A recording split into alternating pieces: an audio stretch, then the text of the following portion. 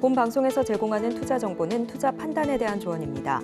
방송에서 제공하는 주식의 가치, 가격 상승 및 하락에 대해서는 방송사에서 보장하지 않습니다. 실시간 정보 브리핑입니다. 첫 번째 소식입니다. 4일 법조계에 따르면 영풍은 고려아연 이사들이 선관주의 의무를 다하지 않고 회사에 상당한 손해를 끼쳐 해당 금액만큼의 배상을 회사에 지급해야 한다는 취지의 주주 대표 소송 소장을 최근 제출한 것으로 알려져 있습니다. 이 소장은 회사가 이사에 대한 책임 추궁을 게을리할 경우 주주가 회사를 대신해 이사의 책임을 추궁하고 손해를 보전하기 위해 제기하는 소송으로 알려져 있습니다. 두 번째 소식입니다. 올해 들어 9월까지 나라살림 적자가 지난해 같은 기간보다 20조 9천억 원 늘어난 91조 5천억 원을 기록했습니다. 기업 실적 악화로 법인 세수는 줄었는데 정부 지출 규모는 커지고 있는 데 따른 영향입니다. 총 지출도 9월 누계 기준으로 2022년에 비해 역대 두 번째로 높은 수준을 기록했고 총 지출은 전년 동기 대비해서 24조 원이나 늘어났습니다. 세 번째 소식입니다. 지난 10월 국내 정보통신산업 수출액이 전년 동기 대비해서 22% 증가한 것으로 집계됐습니다. AI 시장의 규모가 커지면서 HBM 등 반도체 수요가 늘어나 ICT 수출을 끌어올렸습니다. 과학기술정보통신부는 10월 ICT 수출입 동향에 따르면 지난달 수출은 208억 달러, 수입은 133억 달러로 무역 수지는 74억 달러의 흑자를 기록했다고 전했습니다. 마지막 소식입니다. 인공지능 기반의 희귀 유전질환 진단검사 전문 기업인 3빌리언이 기관 투자자 대상으로 수요 예측을 진행했는데 희망법이 하단인 4,500원으로 공모가를 확정했습니다. 하지만 AI 진단서 구글을 이긴 3빌리언은 오늘 국내 상장 이후에 좋은 흐름들을 이어갔습니다. 상장 후 기존 사업의 경쟁력 제고와 미국 시장 공략 본격화, 그리고 희귀 유전질환 신약 개발 통해서 지속적인 성장을 할 것이다라고 내다보고 있습니다.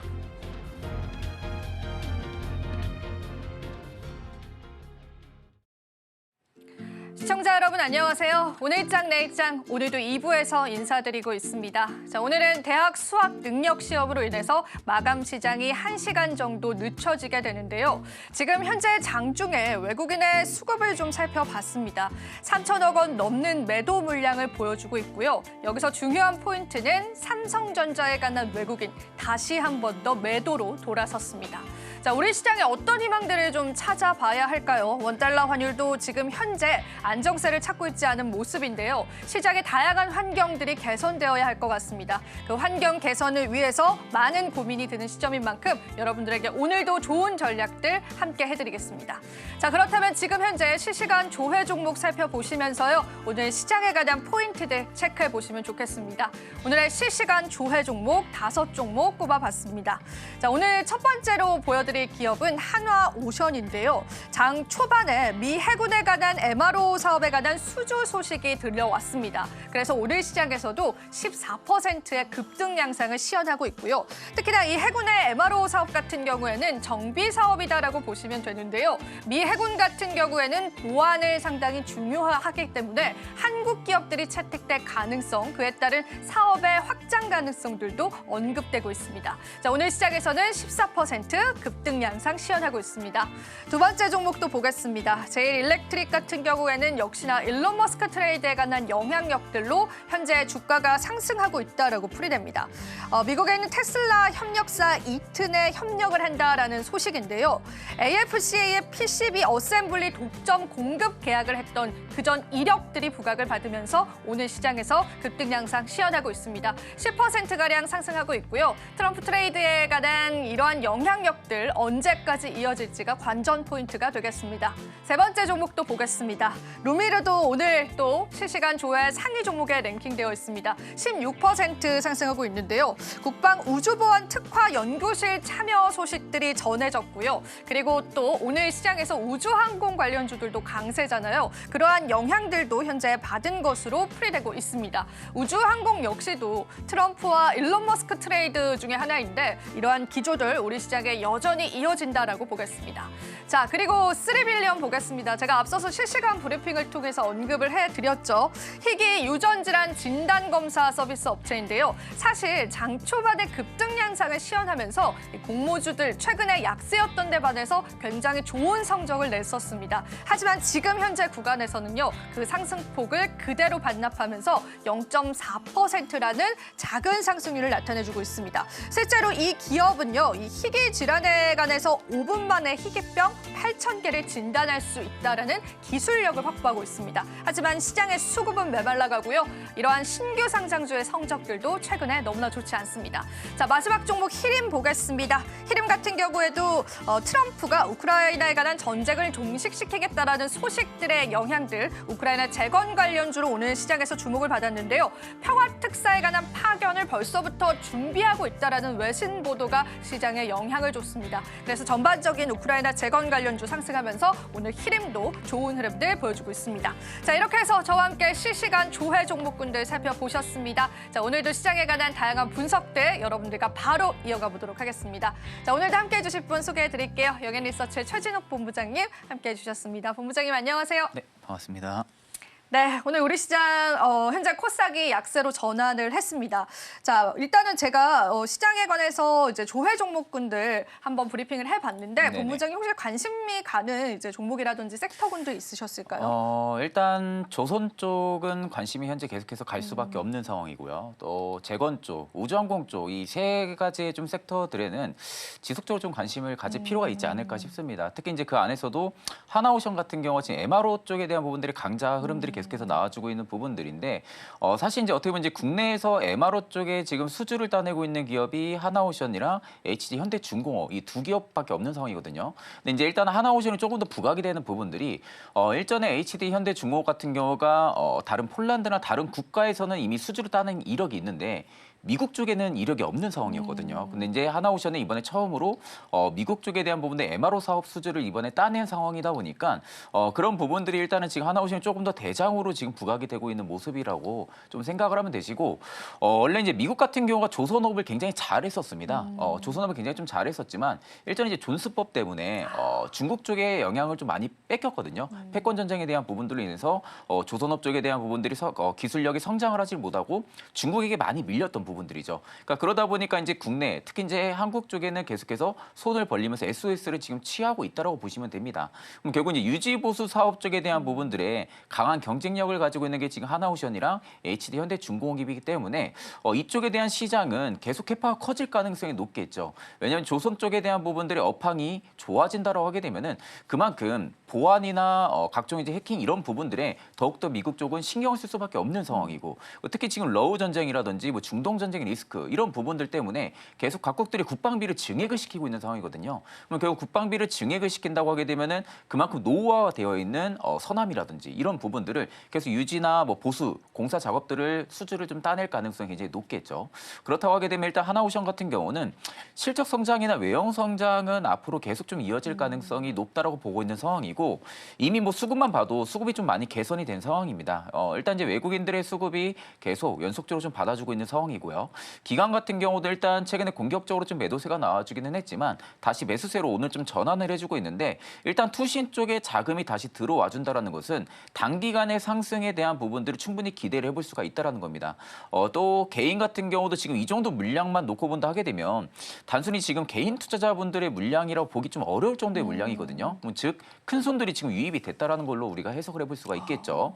그렇다고 하게 되면 일단 하나오션 같은 경우가 지금 추가적인 급등이 나와주고 있는 모습이긴 한데 이제 막 거래 대금들이 좀 터져주고 있는 모습이거든요. 그러니까 지금 라인이 고평가 혹은 고점이라 볼 수가 있겠지만 월봉으로 보게 되면은 여전히 바닥권에 있다라고 보시면 됩니다. 그렇기 때문에 꽤 오랜 기간 동안 계속해서 갇혀 있었던 이 박스권의 상단 라인을 지금 돌파를 시켜주려는 움직임이 나와주고 있는 모습이기 때문에 만약 하나오션이 지금 없으신 분들 같은 경우 조금 안전하게 투자를 하고 싶다. 그럼 저는 42,000원대 돌파 나오는 거 보고 42,000원대를 한 주 정도, 일주 정도 좀 지켜주는 흐름들이 나와준다 하게 되면은 그때 저는 분할로 매수를 해보셔도 돌파 매매가 가능한 관점이기 때문에 그 점을 좀 양지를 하시고 이미 가지고 있으신 분들은 저는 일단 홀딩 하시는 게 맞다고 보고 있는 상황입니다. 네, 좋습니다. 하나오션에 관한 계속되는 수주 소식들 좀 전해오고 있기 때문에요. 앞으로 MRO 사업에 관한 확장 가능성들도 우리가 염두를 해두시면서 본부장님 구체적인 전략 좀 짚어주셨습니다. 근데 본부장님 사실은 이게 조선업 안에 이제 포함되어 있는 그런 사업이잖아요. 네네네. 그럼 조선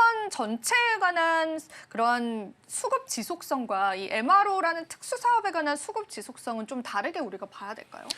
그렇죠. 결국에는 이제 조선 쪽이랑 MRO 쪽은 조금 다르게 봐야 되는 부분들은 조선은 말 그대로 이제 배가 모든 부분들이 이동하는 부분들이 있어서 모든 수혜를 받을 수가 있는 부분, 운임지수에 대한 부분들도 수혜를 받을 수가 있는 부분들이죠. 근데 반대로 MRO 같은 경우는 말 그대로 그 해당 국가의 보안력을 강화시키는 부분들, 그리고 군사력을 강화시키는 부분들이 조금 더 치우쳐 있다고 보시면 됩니다. 근데 제가 지금 MRO 쪽에 시장을 집중해야 된다고 한 이유는 우리가 생각지도 못한 전쟁이 꽤 오랜 기간 진행이 되고 있는 상황이고요. 맞아요. 또 중동 전쟁도 생각보다 빨리 끝날 줄 알았는데 지금도 계속해서 진행이 되고 있는 상황이고, 그러면 결국 이 시점에서 글로벌 각국들이 국방비를 증액시키는 요점들을 알으셔야 돼요. 결국 국방비를 증액을 시킨다라는 것은 그만큼 본인 나라의 군사력을 증진을 시킨다라는 부분들이기 때문에 그렇게 된다 하게 되면 지금 미국 쪽을 제외하고도 다른 국가 쪽에 MRO 수주로 또 따낼 가능성이 높다라는 거죠. 그만큼 지금 조선 쪽에 대한 부분들에 있어서는 국내에 대한 기술력이 이미 인지도가 많이 올라와 있는 상태입니다. 그러다 보면 결국 미국이 아니더라도 다른 나라의 뭐 러브콜을 또 충분히 받을 수가 있는 부분들이고, 그리고 보통 한 가지의 수주만 따내도 이게 투자금이 생각보다 굉장히 큽니다. MRO 사업 같은 경우는. 그러니까 배 한 척만 수주를 따낸다고 해도 대부분의 수주 잔고를 채울 만한 그런 금액적인 부분들이 들어와 줄 수밖에 없는 부분들이기 때문에 수주 하나에도 굉장히 주가가 반응이 민감하게 움직이는 부분들이죠. 그럼 앞으로 이 수주를 따내는 부분들이 미국을 뚫은 상황이기 때문에 미국 쪽에서 계속해서 러브콜이 나온다라든지 혹은 다른 유럽 국가들 쪽에서 러브콜이 계속해서 나와준다 하게 되면은 MRO 쪽은 당연히 시장이 커질 수밖에 없는 부분들이고요. 조선업계는 조금 다르게 봐야 되는 부분들은 지금 각국들이 진행하고 있는 부분들이 아리백, 즉 친환경 규제에 대한 부분들, 그쵸, 네, 계속 진행을 하고 있는 상황이잖아요. 그러면 결국 친환경을 진행을 한다고 하게 되면 온실가스에 대한 배출량을 감소를 시켜야 되는 부분들입니다. 그러면 결국 지금 모든 조선업계들이 선박 기준을 어떻게 바꿔나가고 있냐? 친환경 쪽으로 바꿔나가고 있는 바꿔야겠네요. 상황이잖아요.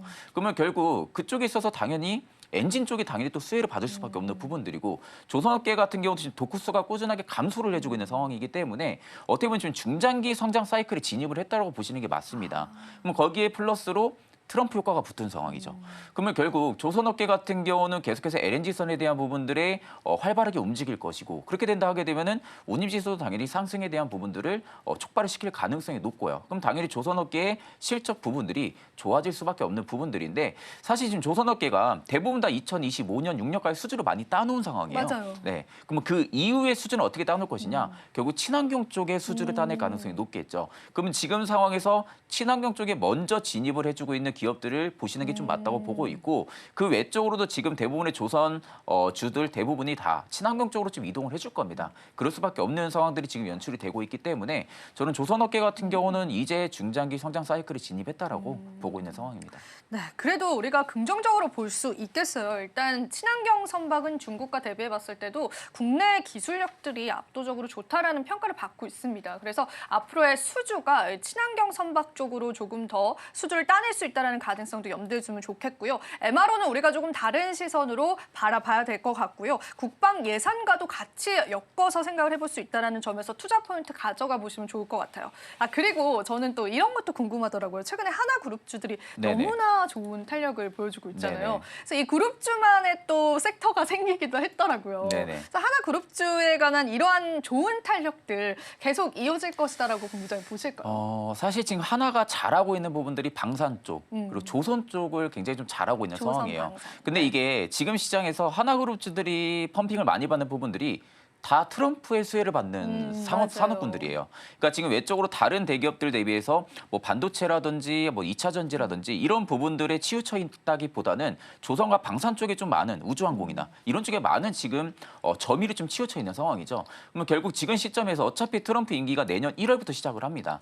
그러면 실질적으로 지금 우주항공이라든지 조선이라든지 그리고 그리고 현재 상황에서 뭐 재건이라든지 이런 좀 주도적인 섹터군 내에 하나그룹주들이 대부분 다 들어가 있는 상황이죠. 그러다 보니까 결국 하나그룹주 내에서도 계속 수급 사이클이 좀 강하게 움직여주고 있다라고 보시면 되는 부분들이고 그렇다고 지금 그룹주들이 대부분 다 이쪽에 지금 손을 뻗고 있는 부분들이 안 되는 것도 아니에요. 좀 실적이 나오잖아요. 네, 실적이 또 그죠? 나옵니다. 실적이 또 찍혀주고 있기 때문에 당연히 외국인과 기관 입장에서는 이쪽에 계속 수급을 넣어줄 수밖에 없는 부분들이죠. 이게 결국에는 시장도 지금 딱 며칠 바로 봤을 때는 트럼프 트레이딩 굉장히 강합니다. 그럴 수밖에 없는 양상으로 좀 많이 가고 있고요. 미증시도 마찬가지로 테슬라 굉장히 잘 가잖아요. 맞아요. 그러니까 결국엔 지금 트럼프 효과에 대한 부분들이 미증시도 마찬가지고 국내 증시도 받는다고 하게 되면은 이게 단기간에 저는 끝날 퍼포먼스는 아닐 가능성이 높다고 봐요. 그렇기 때문에 저는 오히려 하나그룹주들이 지금 이쪽에 전부 다 발을 포진을 시키고 있고 실적도 잘 나와 외형 성장도 굉장히 잘 되고 있어. 그렇다 하게 되면 당연히 하나그룹주들의 수급 펌핑이 좀 강하게 움직일 수밖에 없다라고 보시면 되실 것 같습니다. 사실 우리가 성장주의 관점으로 보다기보단 실제로 실적이 뒷받침져 주고 있기 때문에요. 하나그룹주에 관한 긍정적인 전망들은 계속 나오고 있는 것 같습니다. 자, 이어서 지금 코스닥 지수가 하락 전환했던 부분들에 에코프로 형제들의 좀 낙폭이 영향을 준 것 같거든요. 알테오젠이 6%라는 급등을 시현하고 있음에도 불구하고 에코프로 형제들이 6%씩 하락을 합니다. 에코프로 형제들 왜 이렇게 또 오늘 시장에서 약진을 나타낼까요, 본부장님? 사실 이제 2차 전지는 제가 저번 주에도 말씀을 드리기는 했지만 지금 주을 타이밍은 저는 아니라고 봅니다. 이게 그럴 수밖에 없는 부분들이 아직 관세에 대한 이야기도 풀리지가 않은 상황이죠. 네, 풀리지가 않은 상황이고 그럼에도 불구하고 2차 전지 쪽에 타격이 좀 큰 부분들은 현재 쪽에 법인을 많이 설립을 했어요. 맞아요. 일전에. 현재 쪽에 법인을 많이 설립을 한 부분들이 일단 타격으로 이어질 가능성이 높겠죠. 그러니까 결국 지금 미국 트럼프 전 대통령 같은 경우 이제는 이제 뭐 대통령이라고 볼 수가 있는 부분들이지만 미국만을 살리기 위한 정책으로 많이 갑니다. 그러니까 이제 다른 국가들에 있어서 뭐 다른 국가들과 같이 감싸가면서 성장을 한다기보다는 미국 오직 올리 하나만 성장을 하는 약간 맞아요. 그런 추세로 많이 가기 때문에 실질적으로 관세에 대한 부분들이 폭탄을 맞을 수도 있는 부분들. 그러면 당연히 2차 전지 기업들 같은 거 최근에 많이 안 좋았어요. 실적도 안 좋았고. 근데 그 실적이 안 좋은 부분들에도 계속해서 R&D 투자를 진행을 했었고요. 캐파 증설을 진행해 왔는데 이게 물거품으로 될 가능성이 있다라는 거죠. 맞아요. 그러면 결국 지금 실적이 안 좋은 부분들이 있어서 내가 공격적인 투자를 진행을 했는데 그 부분까지 타격이 커진다고 하게 되면 당연히 2차 전지 쪽은 업황이 둔화가 된다라는 부분들로 좀 볼 수가 있는 부분들이고 근데 저는 일단 2차 전지가 계속 내려가기는 힘들 거라고 봐요. 결국엔 다시 반등해주고 업황이 회복이 되는 시점은 분명히 올 겁니다. 근데 그 시점이 어딘지를 모를 뿐이에요. 네, 그 시점이 어딘지를 모를 뿐이고 솔직히 뭐 IRA를 지금 폐지한다라는 이야기도 있는데 그것도 사실 저는 쉽지 않다고 봐요. 그러면 그 시점이 언제일지는 혹시 예상해 보신 적은 없으신가요? 그건 네. 솔직히 10만 알 수 있지 않을까 싶어요. 저는 그 정도의 영역이군요. 네, 그렇죠. 네. 그 시점이 어딜지 모르겠지만 사실 트럼프의 독재적인 정치로만 가기에도 다소 어려울 거라고 보고 있는 상황이고 결국 IRA도 지금 뭐 폐지한다라는 부분들 이야기도 많았지만 사실 폐지는 어렵다고 봐야 되고요. 그럼 관세 폭탄에 대한 부분들도 결국 우리나라와의 어떤 협력이나 협약 부분들을 통해서 뭐 조율을 하겠죠. 조율 가능할 수도 있죠. 조율 가능할 네. 수 있는 부분들이기 때문에 조율을 한다고 하게 되면 그만큼 2차 전지 쪽이 이미 선 반영을 해서 주가가 많이 빠지고 있잖아요. 맞아요. 그러면 결국 이게 우리가 드라마틱하게 관세 부분들이 좋아지지 않아도 어느 정도 협력을 한다는 이야기만 나와도 아마 반등이 나올 겁니다. 그러니까 그런 부분들을 우리가 체크를 해야 되는데 일단 지금 2차 전지 쪽이 결국 뭐 리튬가가 반등이 나와준다, 리튬가가 바닥을 잡았다 그렇게 이야기가 나와도 사실 움직이기가 다소 어려울 겁니다. 지정학적 리스크 부분들 불확실성이 여전히 불거져 있는 상황이기 때문에 일단 2차 전지 쪽은 저는 신규분들은 아직 접근은 안 하는 거라고 보고 있는 아직은? 상황이고요. 네, 아직은 접근은 아니고 만약에 지금 보유를 하고 계신다라고 하게 되면은 사실 저는 추가 매수를 아직은 그것도 아직은 네, 모르겠다. 아직은 진행을 하기에는 너무 애매하지 않을까 보고 있는 상황이에요. 일단 지금 바닥으로 계속 밀리고 있는 상황인데 이 밀리는 상황에서 가격이 많이 빠졌으니까 추가 매수를 조금씩 5%가 됐든 10%가 됐든 물을 타는 것은 굉장히 도박적인 행위 가능성이 좀 높습니다. 그렇기 때문에 일단 에코프로비엠이 됐든 에코프로가 됐든 어느 정도 바닥을 잡는 움직임이 분명히 나와줘야 돼요. 바닥을 잡고 나서 일부 뭐 4일이 됐든 5일이 됐든 주가가 횡보하는 흐름들을 보여줄 때 그때가 일부 어느 정도 매도로 나오는 물량들이 좀 잠잠해졌다고 볼 수가 있는 부분들이어서 그럴 때 조금씩 추가 매수를 진행을 하셔야지 지금은 오히려 최저가를 계속해서 달성을 해나가고 있는데 이 부분에서 물을 탄다고 해서 이게 언제 멈출지 모릅니다. 그러니까 아직은 조금 더 기다리셔야 되고 확실하게 바닥을 잡는 모습들이 연출이 됐을 때 추가 매수를 좀 진행을 하시는 게 맞다고 보고 있는 상황입니다. 네, 좋습니다. 자, 그래서 우리가 사실은 이 에코프로 형제들이 오늘 하락하면서 알테오젠과의 시가총액 차이가 10조 원이 넘어섰다라는 속보가 나오더라고요. 그만큼 에코프로 형제들의 하락이 어디까지 이어질지 아직까지 시장에서 장담을 할 수 없다라고 여러분들이 체크를 해보시면 좋을 것 같고요. 그리고 오늘 시장에서 큰 이벤트다라고 한다면 지스타 2024인 것 같습니다. 실제로 제가 현장을 조금 엿보니까 이 지스타 때문에 게임사 대표들이 대거 출동을 하면서 이제 마이크를 잡고 또 여러 가지 연설들을 이어오고 있는데 이 영향이었을까요? 오늘 게임주들이 움직여줍니다. 그런데 그중에서도 우리가 동전주다라고 하는 썸에이지가 이제 상한가 안착을 하면서 304원이 됐던 것도 사실은 좀 흥미로웠었고 위메이드 같은 경우에도 오늘 6%가량 상승 나와주고 있는데 게임주에 관해서는 전망을 좀 어떻게 보실까요, 본부장님? 사실 이제 게임주들은 이제 가장 중요한 것은 신작에 대한 모멘텀이 민감도가 굉장히 심해요, 주가가. 그간 그럴 수밖에 없었던 게 매출도 많이 안 좋았었고요. 역성장을 했었고 일회성 비용도 굉장히 좀 많이 나갔었는데 일단 게임주를 조금 다른 시각으로 저는 이제 바라봐도 나쁘지가 않다라는 게 지금 불필요한 비용을 많이 줄였습니다. 대형 게임사들이. 그렇다 하게 되면 일단은 지금 나갈 수 있는 비용들을 많이 일회성 비용들을 줄인 상황에서 4분기 대거 신작을 또 앞두고 있는 상황이기도 하잖아요. 그렇다 하게 되면 결국 지스타를 통해서 이번에 신작에 대한 부분들이 공개가 된다라고 하게 되면은 일단 반등은 나와줄 가능성은 높아요. 반등은 나와줄 가능성은 높겠지만 결국 그 뒤에 중요한 것은 신작의 흥행 효과입니다. 얼마나 흥행을 할 수 있는지 그리고 이 신작을 지금 공개를 하고 나서 분명히 마케팅 비용이 들어가겠죠. 왜냐하면 이제 광고로 또 진행을 해야 되고 그런 부분들이 있기 때문에 그럼 광고를 진행을 하고 나서 그 효과에 대한 부분들이 확실히 나와줄 수 있을지 이런 여부들이 일단은 지금은 주목을 좀 많이 할 겁니다.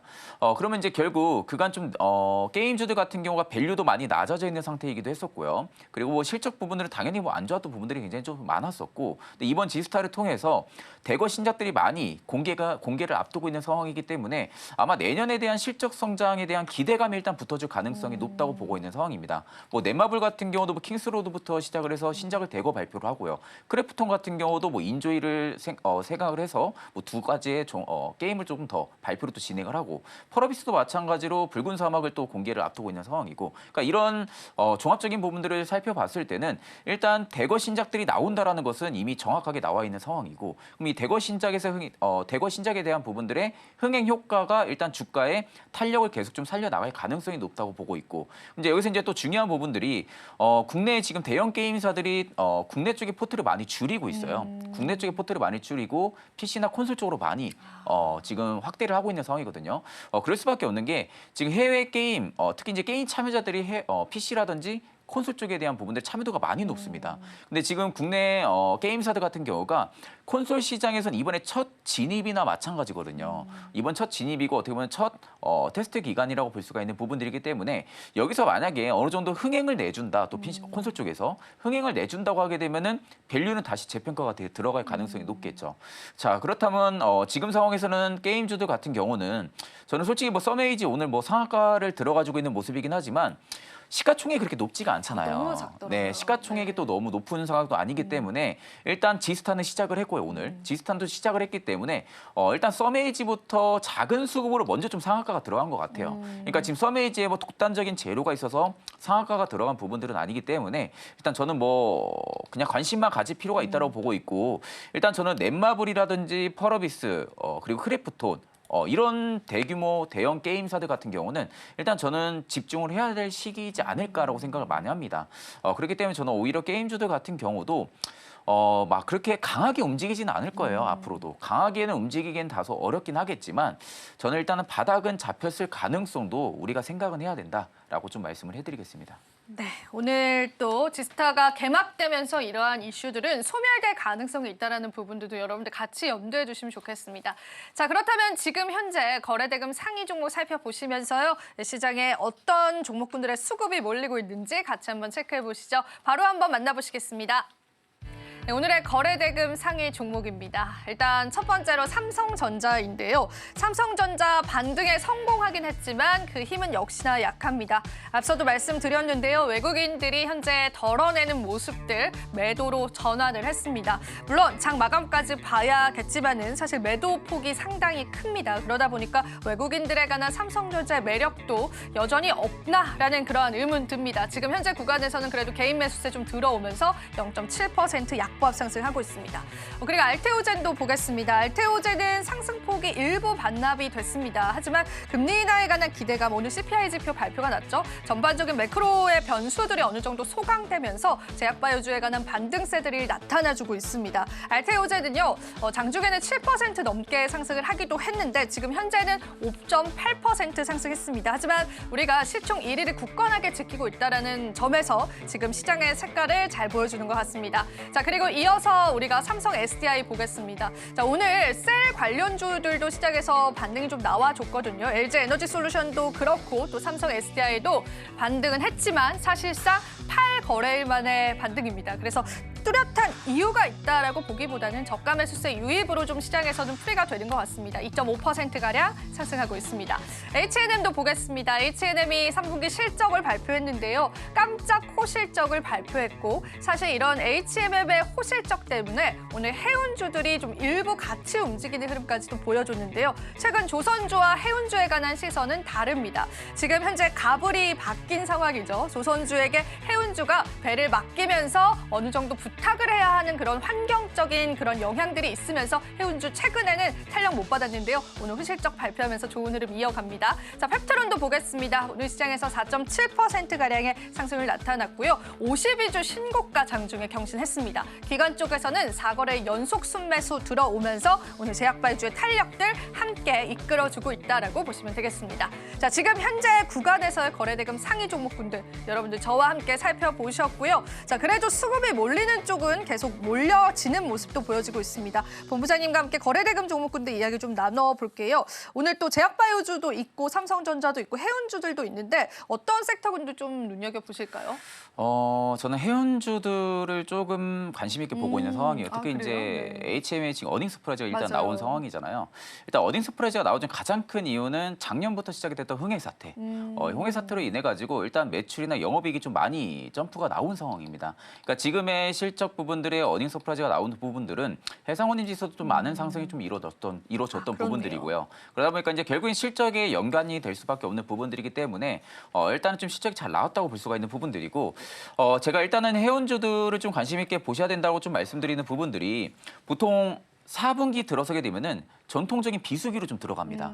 해운주들 같은 경우가 전통적인 비수기로 들어가는데 그 당시에 이제 해상운임 지수도 많이 꺾이거든요. 4분기 들어가게 되면은. 근데 일단은 전통적인 비수기임에도 불구하고 저는 업황이 일단 좀 탄탄해질 가능성이 높다라는 것은 운임 지수가 지금 반등이 나와주고 있는 상황이에요.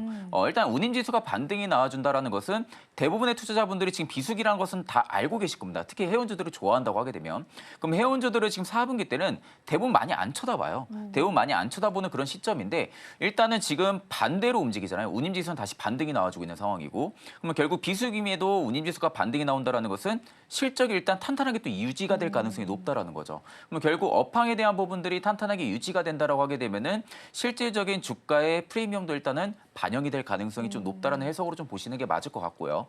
자, 그렇다면은 지금 상황에서 HM이 그렇게 많이 올랐냐라고 보기에도 다소 어렵습니다. 지금도 그렇게 많이 오른 것도 아니고 거의 바닥권에 위치를 해주고 있는 상황에서 일단 어느 정도 실적에 대한 부분들의 기대감이 일단 붙어주고 있는 상황이기 때문에 일단 저는 이번 4분기 안에는 좀 월봉에 대한 이 박스권을 또 돌파를 시켜줄 가능성도 우리가 좀 생각을 해줘야 되지 않을까라고 좀 생각을 많이 하고 있습니다. 그렇기 때문에 저는 오히려 HM에 특히 이제 해운주들 아직 없다라고 하게 되면은 저는 한 번쯤은 분할 매수로 좀 접근이 가능한 그런 위치이지 않을까 그렇게 생각을 하고 있습니다. HM에 관한 분할 매수의 관점까지도 우리가 나와줬는데 사실 저도 앞서서 언급을 좀 하긴 했었는데 조선주와 또 해운주는 최근에 좀 또 다른 양상을 네네네. 보여주기도 했었잖아요. 그럼 해운주에도 한때는 정말 큰 수급이 돌았었던 때도 있었는데 그런 슈퍼사이클까지는 우리가 기대해 보기엔 좀 무리가 있는 거겠죠? 조선주랑 해운주랑은 조금 다르게 봐야 돼요. 맞아요. 네, 해운주들은 슈퍼사이클이라고 보기 좀 어렵고요. 결국 지정학적 리스크에 가장 크게 또 수혜를 받을 수 있는 게 해운주이기도 합니다. 그러다 보니까 결국 우리가 이제 뭐 해상에 대한 부분들이 통로가 뭐 차단이 된다라든지 이렇게 되면 결국 운임비가 상승이 나오잖아요. 운임비 쪽으로, 네. 운임비가 상승이 나와준다 하게 되면은 이게 실질적으로 조선주보다 해운주 쪽에 수혜를 많이 받아요. 그러니까 결국 운임 지수에 따른 민감하게 움직이는 게 해운주라고 볼 수가 있는 부분들이고 반대로 조선주들 같은 경우는 우리가 뭐 도쿠스도 봐야 되고 뭐 선박에 대한 교체 시기라든지 이런 부분들이 지금 많이 맞물려 있는 상황이잖아요. 또 친환경 선박에 대한 대한 부분들도 많이 맞물려 있고요. 그러면 결국 조선주랑 해운주에 대한 성격은 좀 다르게 보시는 게 맞다고 보고 있고, 다만 제가 이제 해운주 내에서도 HMM을 계속 좀 관심 있게 지켜봐야 된다고 했던 부분들이 실적이 예상보다 굉장히 잘 나왔어요. 실적이 예상보다 좀 잘 나온 상황인데도 불구하고 주가의 프리미엄은 아직까지 반영이 많이는 안 되고 있다. 그리고 특히 운임지수가 반등이 나와주는 게 가장 큰 포인트가 되지 않을까라고 보고 있기 때문에 저는 일단 해운주들 같은 경우 만약에 조선주랑 해운주를 지금 관심 가지고 있다라고 하게 되면은 저는 이제 둘 중에 하나는 조선이라고 보긴 합니다. 둘 중에 하나는 조선이고요. 반대로 이제 내가 조선 쪽에 지금 포트를 가지고 있다라고 하게 되면은 해운 쪽 같은 경우는 조선 포트보다 조금 낮게 맞추시는 게 맞겠죠. 워낙 이 상승 사이클 자체가 그렇게 크지는 않은 상황이기 때문에 정말 우리가 이제 예상치도 못한 운임지수가 갑자기 반등이 강하게 나와준다든지 이런 부분들이 나와주지 않는다라고 하게 되면은 상대적으로 해운주도로 강하게 가기에는 다소 어렵습니다. 그렇기 때문에 저는 오히려 단기적인 관점으로 봤을 때는 HMM 같은 경우는 일단 단기 수익률을 봤을 때 매수가 좀 가능하지 않을까 그렇게 보고 있는 상황입니다. 네, 그렇습니다. 해운주와 조선주에 관한 연관성과 또 우리가 어떤 시각으로 바라봐야 할지를 또 본부장님이 잘 짚어주신 것 같습니다. 자, 그리고 저는 이제 거래대금 상위 종목군들 중에 조금 여쭤보고 싶었던 게 사실 펩트론이 오늘도 52주 신고가를 조금 갱신을 했습니다. 네네. 그래서 이제 펩트론은 정말 어디까지 갈 것인가 이게 또 개인 투자자분들 사이에서는 좀 궁금한 부분인 것 같은데 끝없이 좀 더 갈 수 있다 그런 여력들이 좀 있을까요? 펩트론에 관해서도? 사실 펩트론 같은 경우가 주가가 너무 많이 오르긴 너무 했어요. 오르더라고요. 네, 지금 그냥 밸류로만 놓고 보면은 네. 너무 비쌉니다. 너무 비싸죠. 네, 솔직히 지금 네. 너무 비싸고 그렇다고 펩트론이 실적이 아직 뭐 나오는 기업은 아니잖아요. 맞아요. 지금 뭐 비만 치료제 쪽에 대한 부분들이 모멘텀도 있었고, 맞아요. 또 뭐 111이랑 대한 뭐 이런 재료들도 연계성으로 좀 붙어주면서 그 기대감에 일단 주가가 많은 급등들이 좀 퍼포먼스가 나왔던 부분들인데, 조금 제가 이제 비이상적인 수급들이 좀 많이 잡히더라고요. 아, 그래요? 네. 지금 가격에서도 기관이 계속 매수를 합니다. 그러니까 이게 어떻게 보면은 기관이랑 사모펀드가 연기금이 계속 이 자리에서도 들어온다라는 것은 펩트론의 좀 성장성을 일단은 보고 들어오는 것 같기는 해요. 펩트론의 성장성을 보고 들어오고 또 이제 비만 치료제 시장이나 됐든 펩트론이 지금 나아가고 있는 이 시장에 대한 부분들의 캐파가 앞으로 커질 수 있을 그런 캐파 시장이기 때문에 그런 부분들을 지금 기관이나 뭐 사모펀드 연기금에서 계속 수급을 좀 넣어주는 것 같습니다. 이제 지금 어떻게 보면은 손바뀜 현상이 명확하게 나타나고 있거든요. 개인 투자자분들은 오히려 올라오니까 일단 여기가 이제 고점이라 생각하고 매도로 좀 진행을 하는 것 같은데 그 물량을 기관이나 뭐 연기금, 사모에서 전부 다 받아주고 있다라고 하게 되면은 일단 저는 조금 더 갈 것 같긴 해요. 지금 수급만 놓고 봤을 때는 일단은 천장이 솔직히 어딘지 단정하기 어려울 것 같습니다. 천장이 어딘지 단정하기가 어려울 것 같고 그렇다면 일단 이거 투자 전략 어떻게 잡아야 되냐?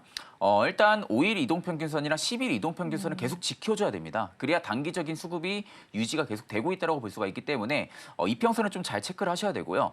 반대로 또 기관이라든지 연기금에서 어느 정도 매도 물량이 쏟아지기 시작을 한다라고 하게 되면은 일단 저는 조정이 한번 나올 타이밍일 가능성이 높다고 봅니다. 그렇기 때문에 일단 조정이 한번 나와주고 나서 저는 일단 눌림을 노리는 게 맞다고 보고 있고요. 반대로 나는 좀 돌파 매매 관점으로 좀 접근을 해보고 싶다. 손절가 좀 타이트하게 잡고 그러시는 분들 같은 경우는 5일선과 11선 이탈 안 하는 그 기준 범위 내에서 한 번쯤은 투자를 해보셔도 나쁘지는 않을 거라 보고 있는 상황입니다. 네, 펩트론 전략들 저희가 한번 짧게 나눠봤고요. 자, 그렇다면 이제 저희가 또 암호화폐 이야기를 조금 해볼까요, 본부장님? 네. 사실 지금 오늘 시장에서도 암호화폐 관련주가 움직이기는 합니다. 근데 위메이드 같은 경우에는 또 게임주랑 같이 연관이 되면서 오늘 시장에서 탄력이 좀 나와주고 있는데 암호화폐가 이제 93,000원, 비트코인이 93,000원을 도달을 하고 지금 좀 급락이 나와 있는 상황인데 이쪽 섹터에 관해서 이제 지속성들 계속 한번 어떻게 진단을 좀 해보실까요? 일단 딱 투자 전략은 딱 정해져 있는 것 같아요. 비트코인을 지금 가지고 있으신 분들은 홀딩하는 게 맞아요. 비트코인을 가지고 있으신 분들은 홀딩하는 게 맞고요. 최근에 보니까 김프가 다시 끼기 시작을 하더라고요. 아, 김치 프로그램이 이제 네, 다시. 김치 프리미엄에 낀다라는 것은 한국 유저분들이 이제는 들어왔다. 관심을 가지고 들어온다라는 겁니다. 저도 지금 밖에 나가면은 다 비트코인 차트를 보고 있더라고요. 사람들이 지하철만 타도 다 비트코인을 보고 있고 비트코인 이야기를 하고 있고 그렇다고 하게 되면은 국내 투자자분들의 관심도가 많이 증가했을 때가 대부분 한 번에 조정이 나오는 구간이었어요. 그리고 일단 저는 지금 트럼프에 대한 효과 부분들이 한파동 끝났다라고 생각하는 부분들이 지금 화면에서 보시는 것처럼 미결제 약정이 굉장히 많이 올라와 있는 상태죠. 이건 거의 사상 최고입니다. 미결제 약정이 이렇게까지 많이 올라와 있었던 적이 없었어요. 이번이 지금 트럼프 효과가 워낙 크게 상승해주면서 미결제 약정이 많이 올라와 있는데 어느 쪽으로 베팅을 한 건가요? 미결제 약정이 많이 올라왔다는 것은 지금 롱을 잡은 포지션의 투자자분들이 홀딩을 계속하고 있다는 거거든요. 그래요? 네, 근데 이게 우리가 잘 생각을 해야 되는 것은 비트 가격이 93K까지 올라왔다는 겁니다. 93K까지 올라왔다는 것은 언제 어디서든 차익을 내보낼 수 있다는 거거든요. 그렇죠. 그러면 결국 여태까지 계속해서 가격 상승을 일으키면서 숏 포지션의 물량을 대부분 다 유동성을 확보하면서 올라왔는데 롱 포지션은 대부분 다 유동성을 살려주면서 올라왔어요. 네, 그러면 살려주면서 올라왔다라는 것은 가격 불균형이 생겼을 가능성이 높다라는 거죠. 그걸 청산을 시켜야 되는 그렇죠. 건가요? 유동성을 또 아래로 한 번쯤은 찔러줘야만이 이 가격에 대한 유통량이나 유동성이 살아나면서 다시 올라갈 수가 있기 때문에 지금 일단은 매수 힘이 많이 약해졌다고 볼 수가 있는 거예요. 그러니까 이미 자금을 내가 예를 들어서 100억이 있는데 80억을 지금 매수를 했어요. 그럼 남은 20억 가지고 이게 계속 올려 나가기가 힘들잖아요. 그러니까 지금 대부분 다 투자자분들이 그런 상황입니다. 그럼 결국 여기서 중국 쪽에 대한 부분들이 유입도 지금 많아지고 있는 상황이고요. 미국 쪽에 대한 부분들 유입도 많아지고 ETF 자금도 많이 유입이 됐는데 일단 여기서도 과연 많이 유입이 될 수가 있냐라는 게 문제인 거죠. 가격이 가격인지라 지금 상황에서 일단은 저는 한파동 눌릴 가능성이 좀 높다고 보고 있는 상황이고 일단 뭐 청산 맵을 봐도 지금 위쪽에 유동성이 좀 많이 있기는 합니다. 사실 뭐 가격적인 부분들이 많이 올라왔기 때문에 숏포지션을 열었다라는 미결제 약정이 많이 올라왔다라는 거죠. 지금 가격에서 일단은 조정이 나올 것을 예상을 하고 베팅이 좀 들어왔다고 볼 수가 있는 부분들인데 일단은 지금 가격 레인지에서는 숏포지션의 청산 물량이 많아 보이기는 하지만 아래쪽 쪽으로 쭉 비트가 떨어졌을 때는 아래쪽에 유동 물량이 더 많은 상황이에요. 그러니까 그런 점들을 우리가 고려를 해야 되고 일단 일봉상으로 보게 돼도 매수 힘이 좀 많이 약해진 게 보입니다. 매수 힘이 좀 많이 약해진 상황이기 때문에 한파동이 좀 눌릴 가능성 우리가 염두를 해둬야 되고요. 그렇다면 이제 어디까지 눌릴 수가 있냐를 봐야 되는데 제 예상, 제가 이제 생각한 분석대로면은 저점 대비 고점으로 피보나치를 봤을 때 0.5가 한 79.8이 나옵니다. 0.5 되돌림이. 근데 79.8이 어느 구간이냐? CME 갭이 약 3,000불이 벌어져 있는 구간이에요. 근데 보통 비트코인 같은 경우가 CME 갭이 벌어져 있으면 거기를 채우고 가는 경향들이 굉장히 좀 심하거든요. 근데 이번에 좀 특수한 케이스로 강한 상승 모멘텀이 좀 유발이 돼서 올라왔던 부분들이지 아래쪽에 3,000불에 대한 갭이 떠 있다는 것은 아마 여기하고 0.5의 되돌림 구간이 몰려 있는 구간이기 때문에 아마 여기까지는 눌림을 주고 다시 재차 반등이 들어올 가능성이 좀 높다. 그럼 일단 지금은 비트코인 가지고 있으신 분들은 저는 홀딩하는 게 맞고요. 만약에 내가 지금 비트코인을 사야 되냐 말아야 되냐 하게 되면은 일단 알트 사는 게 맞다고 봅니다. 지금 상황에 솔직히 비트 사봤자 어느 정도 수익을 볼 수 있을까라는 것을 좀 생각을 하셔야 돼요. 그렇기 때문에 저는 일단 한파동 조정이 나오고 눌림 나왔을 때 좀 알트를 분할로 좀 매수하시는 게 맞지 않을까 그렇게 보고 있는 상황입니다. 그런데 그러면은 이제 본부장님 보실 때는 비트코인에 관한 수급들이 알트코인 쪽으로 이동할 수 있다라는 거잖아요. 네네. 그러면은 이제 알트코인이 너무나 많잖아요. 네네. 김치코인도 있고 네네. 어떤 관점에서 조금 저희가 픽을 해봐야 될까요? 일단 지금 움직이는 건 딱 민코인들이 많이 움직여요. 민쪽인가요? 결국 이제 국내 증시로 비유를 하자면은 테마 코인들이 많이 움직인다고 보시면 너무 됩니다. 오른 건 네, 아닐까요? 지금 많이 올랐어요. 저는 민코인은 접근하는 게 아니라고 봅니다. 지금 상황에서는. 그럼 민코인은 접근하는 게 아니라 일단 어느 정도 모멘텀에 좀 살아있는 코인들이 대부분 좀 있거든요. 뭐 제로엑스나 펀디엑스, STP 이런 뭐 하이파이나 이런 코인들 같은 경우는 지금 출발도 안 한 상황이거든요. 그러니까 이런 코인들이 결국에는 나중에 불장이 들어왔을 때는 굉장히 강한 상승 퍼포먼스를 내보칠 가능성이 좀 높아요. 근데 지금 상황에서 알트는 왜 안 가지라고 생각을 하시는 분들도 계실 건데 비트 도미가 많이 올라와 있는 상태잖아요. 비트 도미가 또 많이 올라와 있는 상태이기 때문에 도미가 일단 좀 빠져야 됩니다. 도미넌스가 좀 빠져주면서 비트가 현 가격에서 어느 정도 횡보 움직임만 나와준다 하게 되면은 그때가 아마 좀 알트 불장이 들어오지 않을까. 도미라고 하셔가지고 순간 회가 생각이 났는데 도미넌스를 네, 말씀하시는 도미넌스입니다. 거군요. 도미넌스. 네, 네. 도미넌스. 네, 알겠습니다. 도미넌스가 일단 좀 빠지면서 그 유동성이 좀 퍼져야만이 알트 불장이 좀 들어온다고 볼 수가 있기 때문에 아직 알트 불장이 안 들어왔어요. 그럼 도미넌스가 지금 61% 정도까지 찍었다고 알고 네네. 있는데 그러면은 거기서 더 추가적으로 좀 오르고 내려오나요, 보통? 도미넌스가 지금 상황에서 추가적으로 더 올라갈 수도 있긴 하지만 우리가 생각해야 되는 건 올라갈 확률보다 내려갈 확률이 더 많다라는 거죠. 사상 최고치를 또 갱신하고 있기 때문에 그럼 일단은 비트가 조금 쉬어가는 움직임 보여지면은 도미도 일단 좀 쉬어가는 움직임 보여줄 겁니다. 그럼 그때부터 조금씩 수급이 유동성이 좀 나타날 거예요.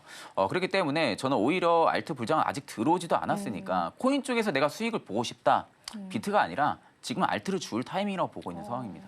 아, 좋습니다. 저희가 또 이 암호화폐 시장은 생소하신 분들 많잖아요. 거기서 또 전략을 잡아보는 것 사실상 주식시장과 비교해 놓고 봤을 때도 비슷한 흐름인 것 같습니다. 순환매 장세다라고 하죠. 그 속에서 어떤 순환매가 다시 돌아올 것이냐를 체크해 보면서 알트코인도 한번 바라봤고요. 그런데 이제 전문가들의 시선은 조금 다양한 것 같기는 해요. 뭐 지금에서 이제 급락을 할 것이다. 5만 달러까지도 급락을 할 것이다라고 보는 시선 있고 10만 달러는 터치를 할 것이다라고 양반된 시선들을 좀 보여주고 있거든요. 5만까지는 떨어지지는 않겠죠, 본부장님? 저는 사실 5만까지는 좀 말 좀 안 된다고 보고 있는 상황이고요. 5만까지 떨어질 거였으면 이렇게까지 가격 상승이 안 일어납니다.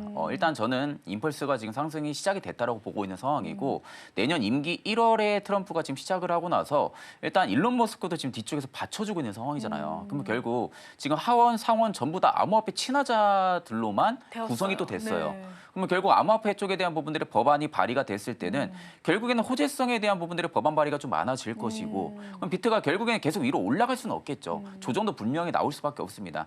다만 지금 5만, 4만 이야기가 나오는 부분들이 RSI도 많이 과열이 되어 있는 상태고 미결제 약정도 많이 올라와 있는 상태니까 이걸 결국 해소시켜 주려면은 거기까지 빠질 것이다라는 것은 솔직히 저는 말이 안 된다고 보고 있고요. 정말 많이 빠져도 한 78.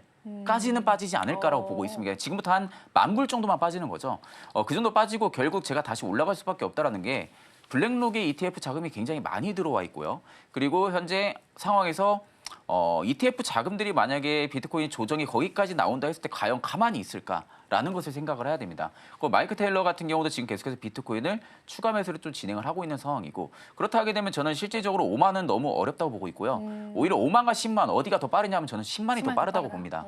그렇기 때문에 그런 점들을 좀 생각을 하시고 너무 비트 움직임에 일회일비하실 필요는 없다라고 보고 있는 상황입니다. 네, 아무래도 우리 투자자분들 최근에 관심 많은 또 자산 분야이기 때문에 저희가 한번 전문가님 모시고 한번 이야기 나눠봤고요. 자, 그럼 본부장님 오늘 또 시장에서 우리 시장은 오늘 개장을 좀 늦게 했기 때문에 마감 역시 1시간 늦게 할 예정입니다. 자, 지금 시장 현재 시점에서 관심 가는 섹터와 종목군도 있으시다면 그 전략도 우리 투자자분들에게 전해주셨으면 좋겠습니다. 네네. 일단 제가 이제 앞전에도 설명해드렸다시피 조선주들 조선. 봐야 됩니다. 조선주들을 봐야 되지만 그 안에서도 기자재 쪽을 좀 체크를 해볼 필요성이 있지 않을까 싶습니다.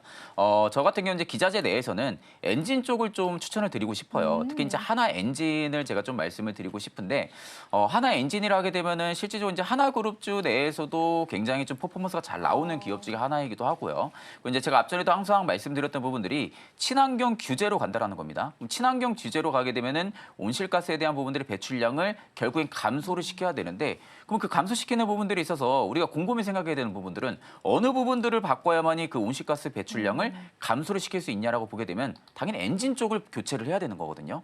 그럼 엔진 쪽을 교체를 해준다고 하게 되면은 하나 엔진에 대한 부분들의 수주가 급격하게 앞으로 좀 증가해줄 가능성이 높다라고 우리가 예상을 해봐야 되고요. 지금 친환경 엔진을 만드는 기업이 하나 엔진이기 때문에 친환경에 대한 부분들의 지금 키포인트도 굉장히 잘 맞고 있는 상황이잖아요. 그렇기 때문에 오히려 하나 엔진 같은 경우는 실적이 앞으로 더더욱 좋아질 가능성이 좀 높다고 보고 있는 상황입니다. 그럼 반대로 이제 디젤 엔진 쪽도 있어요. 디젤 엔진 같은 경우는 STS 엔진을 좀 바라볼 수가 있는 부분들인데 일단 지금 상황에서는 디젤 엔진에 대한 모멘텀보다는 친환경 엔진에 대한 모멘텀이 더욱더 강화가 될 수밖에 없는 부분들이죠. 그간 STS 엔진이 디젤 쪽에 대한 부분들이 선박이 많았기 때문에 좀 강하게 움직였다 하게 되면은 이젠 조금씩 도크수도 많이 줄어들고 있고 선박 교체 시기가 맞물려 있는 상황이어서 친환경 선박 수요에 대한 부분들이 증가해 준다 하게 되면은 엔진을 이제 디젤을 빼고 친환경을 넣을 가능성이 높겠죠. 그러면 결국 친환경 엔진 쪽에 많은 사업 공략을 가지고 있는 하나 엔진 같은 경우가 충분히 좀 수혜를 받을 수밖에 없다라고 좀 볼 수가 있는 부분들이고요.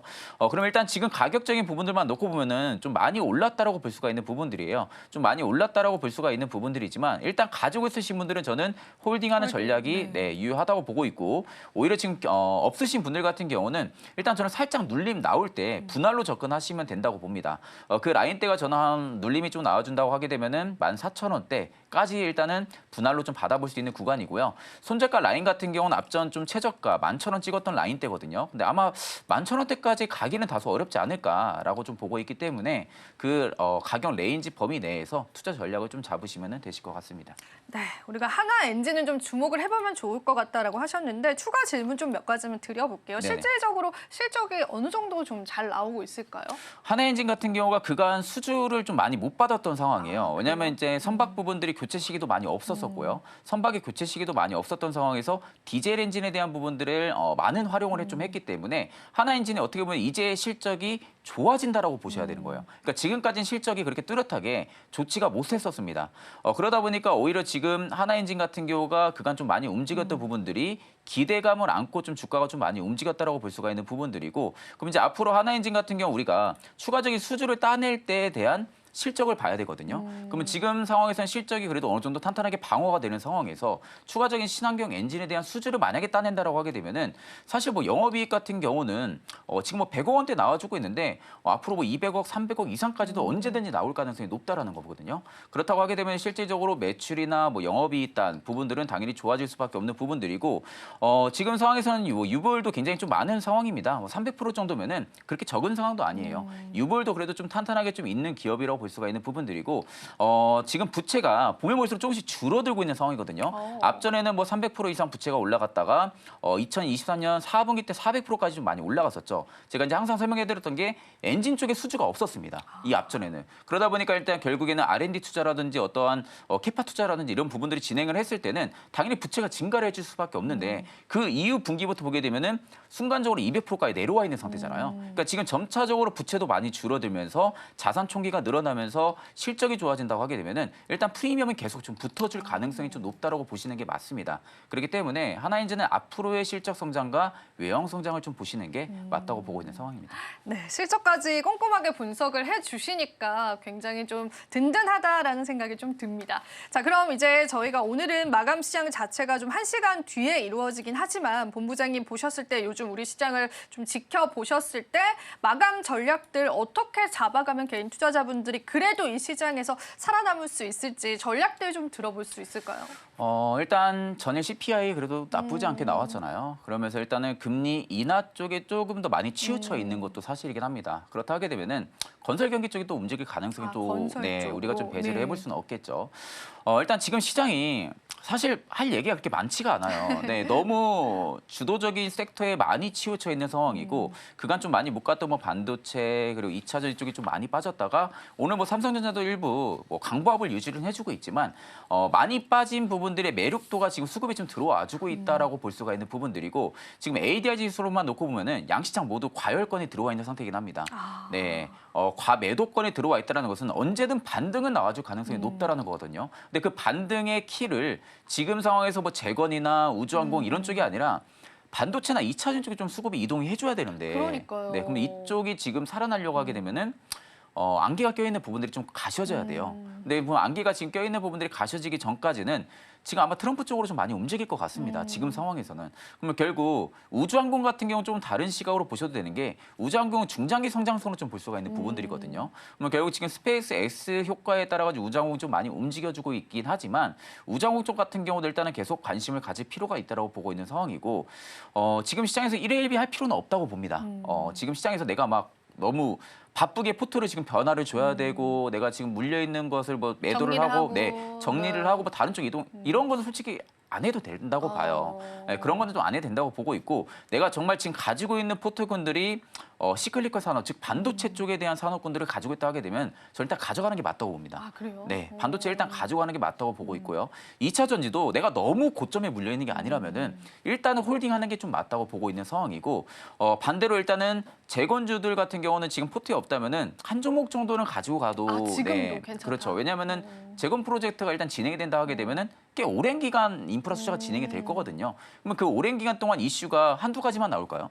계속 나올 겁니다. 그럼 계속 이슈가 전해진다고 하게 되면은 재건주 쪽의 수급도 당연히 이어질 가능성이 좀 높다고 보고 있는 상황이고 그렇기 때문에 지금은 사실 뭐 뒤죽박죽 되어 있는 이 수급들을 너무 따라가려고 하지 마시고 내가 가지고 있는 그 포트군 내에서 대응하는 전략이 좀 유효하다라고 좀 말씀을 드리겠습니다. 네, 일단 우리가 포트를 정리한다라는 개념보다는 일단은 보유한 채로 시장 대응해 보시면 좋겠습니다. 자, 오늘도 도움 말씀 주신 본부장님 감사 인사 드려볼게요. 본부장님 고맙습니다. 네, 마지막으로 본 방송에서 제공해드리는 정보는 투자 판단에 대한 조언일 뿐입니다. 가치 판단과 상승 하락 보장하고 있진 않다는 점 다시 한번 유의 부탁드립니다. 저희는 내일 시장에서 더 알차고 여러분들에게 도움되는 정보들 찾아오도록 하겠습니다. 여러분 오늘도 시청해주셔서 고맙습니다.